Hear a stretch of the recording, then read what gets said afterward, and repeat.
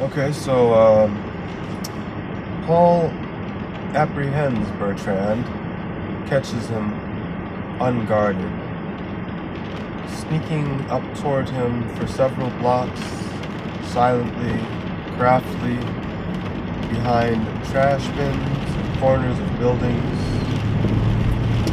avoiding the squeaking rats that dart to and fro on the streets.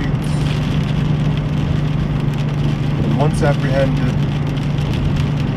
Bertrand finds himself shocked for a moment and wriggles free.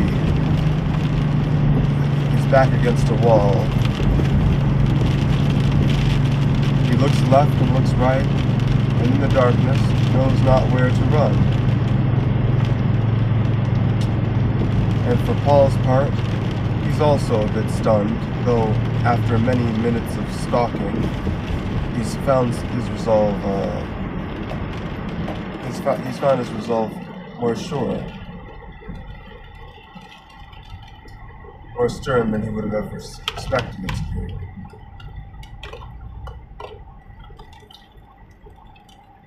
The two men facing one another, Bertrand in a state of shock, and quickly turning into anger, and Paul already poised and decided.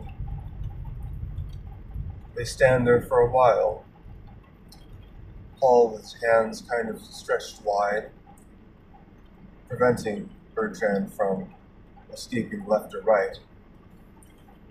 Now, Bertrand, for his part, is a large man, strong, a little pudgy, but built well.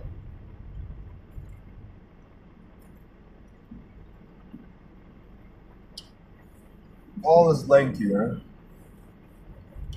but lankier and weaker. Not much built for fighting, but his mind is more bent toward harm than Bertrand's could be. Why did you do that? Bertrand asks. What have I done to you? Won't you let me go? He tries to shuffle left then right. Paul kind of blocks him in. Paul says nothing. Are you going to kill me then? What are you here for? Do I know you? Paul still says nothing. He only looks Bertrand in the eyes, contemplating for a moment if he believes that the humanity left there is more valuable than that which he himself is leaving behind.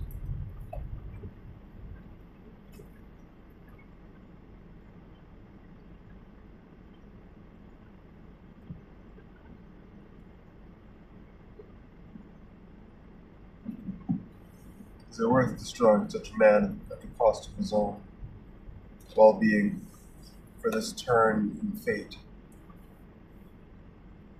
And he looks at him for a moment and sees his whole life in the past, and remembers that there was no future, and that even now the future is dark for him. But at least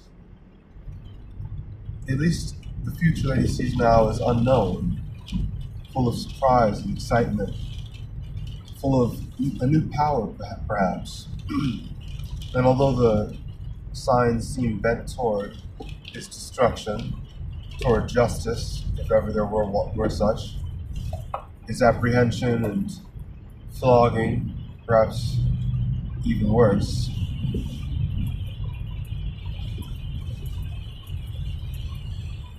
Even in the face of that, he finds more intrigue, more conviction than in his current life.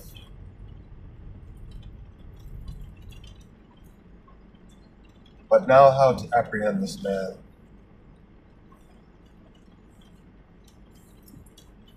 Paul raises his fists up toward his eyes, blocking. Now he hasn't fought anyone since he was a child.